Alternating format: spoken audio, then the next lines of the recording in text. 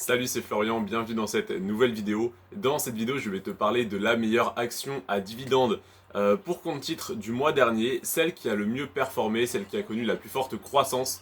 Comme je te l'ai dit hier dans mon top 5, c'est l'action B&G Foods. Mais là, on va rentrer un peu plus en détail sur cette action, pourquoi ça peut être intéressant de l'acheter ce mois-ci plutôt qu'une autre, et pourquoi ça peut être intéressant de la revendre si jamais tu en détiens. D'abord, qu'est-ce que personnellement je fais, qu'est-ce que je ferais au sujet de cette action si j'avais des fonds à investir et si j'avais des fonds investis sur cette action. Si j'avais une grosse ligne en portefeuille de cette action et que je souhaitais en revendre une partie, ça pourrait être intéressant de m'alléger en revendant peut-être la moitié de mes positions. Si jamais j'avais une petite ligne en portefeuille que je ne souhaitais pas alléger, j'aurais tout simplement conservé mon action. Et si jamais je n'en avais pas encore en portefeuille, pardon, et c'est le cas d'ailleurs, je n'ai pas encore cette action en portefeuille, elle est simplement sur ma watchlist, c'est-à-dire sur la liste que je surveille tous les mois, que j'analyse tous les mois, eh bien je n'en achèterai pas parce que c'est l'action qui a connu la plus forte croissance ce mois-ci, du moins l'action à dividende pour compte titre qui a connu la plus forte croissance. Donc elle était potentiellement plus intéressante à acheter le mois dernier. Comme elle a connu une très forte croissance ce mois-ci, on peut s'attendre à ce qu'elle corrige un petit peu dans les jours et semaines à venir. Donc l'action B&G Foods, elle a fait plus 12% ce mois-ci et elle est tout de même à moins 6,5% sur les 10 dernières années. Qu'est-ce que ça veut dire? Est-ce que ça veut dire que l'action est en stagnation ou en baisse? Pas vraiment. En fait, c'est plus compliqué que ça. C'est une action cyclique, c'est-à-dire qu'elle va par moment prendre beaucoup en valeur quand son secteur va être tout simplement à la mode en fait, et elle va pas mal baisser quand il y aura d'autres secteurs beaucoup plus à la mode. Donc c'est une action dans le secteur de la nourriture, hein, de l'agroalimentaire. C'est une société de portefeuille qui détient en fait plusieurs marques de nourriture, donc de boîtes de conserve, etc., de fruits et légumes.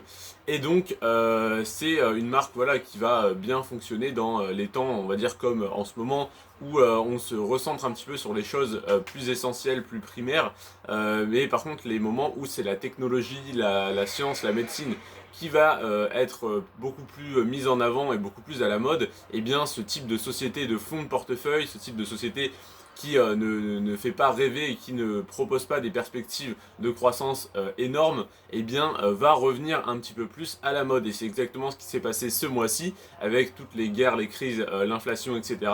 Et bien on se recentre sur les choses vraiment importantes, donc à savoir la nourriture et la médecine en partie. Donc là, la nourriture, eh bien B&G Food en a bien profité, comme je te dis, plus 12% en un mois. Donc c'est une croissance un peu rapide, un peu trop rapide à mon goût, hein. 12% de croissance en un mois, c'est pas forcément justifié par les résultats de l'entreprise, mais simplement c'est un sentiment de marché. C'est-à-dire que les gens voilà, se disent tout le monde va revendre tel secteur, tout le monde va acheter ce secteur-là, donc je fais comme tout le monde, comme ça je ne suis pas perdant, voire je suis gagnant. Et en effet, si c'est ce que tu as fait avant que l'action monte, bravo, tu l'as bien anticipé.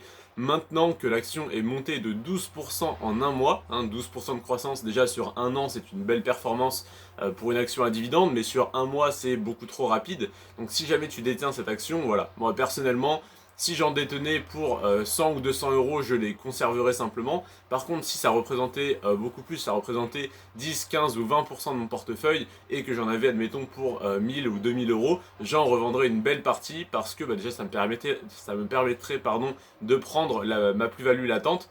Et en plus de ça, ça me permettrait de réinvestir sur d'autres actions qui ont au contraire baissé. Parce que là, je t'ai parlé hier des 5 actions qui ont le mieux performé, des 5 actions à dividendes pour compte titre qui ont connu la plus forte croissance, donc potentiellement les 5 qui sont un peu surévaluées par rapport au reste du marché. Et je te rappelle que les 5 actions dont je t'ai parlé, c'est parmi ma liste de 48 actions à dividendes que j'ai analysées, les 5 qui ont le plus pris en valeur sur le cours de l'action ce mois-ci, donc qui sont potentiellement surévaluées par rapport aux 43 autres. Sur ces 48 actions, évidemment, je les ai toutes analysées, donc j'ai également recensé les 5 qui ont connu la moins bonne performance, entre guillemets, celles dont le cours de l'action a le plus baissé. Donc il y a des actions qui ont perdu entre 14 et 19% de leur valeur ce mois-ci, contrairement à B&G Foods par exemple qui a pris 12%. Donc si tu revends B&G Foods qui a gagné 12%, donc tu prends ta plus-value latente de 12% de ce mois-ci, et que tu rachètes une action qui a fait moins 18% ce mois-ci par exemple, eh bien en fait tu as pris un plus 12 et tu rachètes un moins 18, donc tu as gagné entre guillemets 30% sur la valeur intrinsèque de ton portefeuille. Parce que tu as revendu une action qui est potentiellement surévaluée de 12% et tu en as racheté une qui est potentiellement sous-évaluée de 18%. Donc ça peut être très intéressant de faire ça. Cependant voilà, si tu as une petite ligne d'actions BNJ Foods et que tu ne veux pas t'en séparer, c'est le principe des actions à dividendes, hein, que le cours monte ou que le cours baisse, tu peux les garder et être gagnant. Donc ça peut être une très bonne chose également. En tout cas, voilà. Je te présente donc demain les 5 meilleures actions à dividendes pour compte titre à acheter ce mois-ci.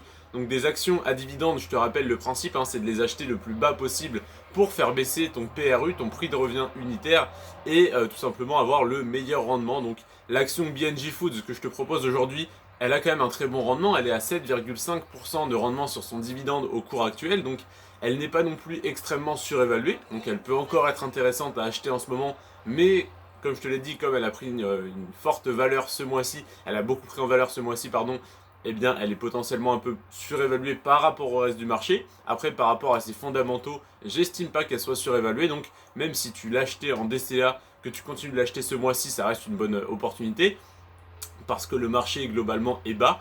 Mais voilà, tu as de bien meilleures opportunités. Je te les présente donc demain avec des rendements tout à fait hallucinants, des plus de 10%, etc., etc.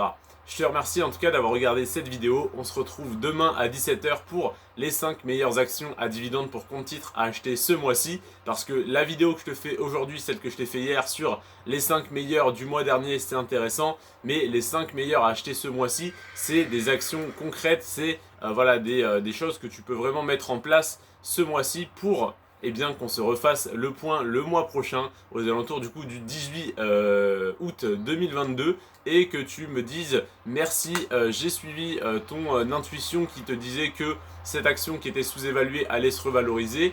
Grâce à toi, j'ai gagné 500 balles et là, je serai le plus heureux du monde. En tout cas, je te présente demain les 5 meilleures actions à dividendes pour compte titre à acheter ce mois-ci. C'était Florian sur ce Prends soin de toi et de tes finances.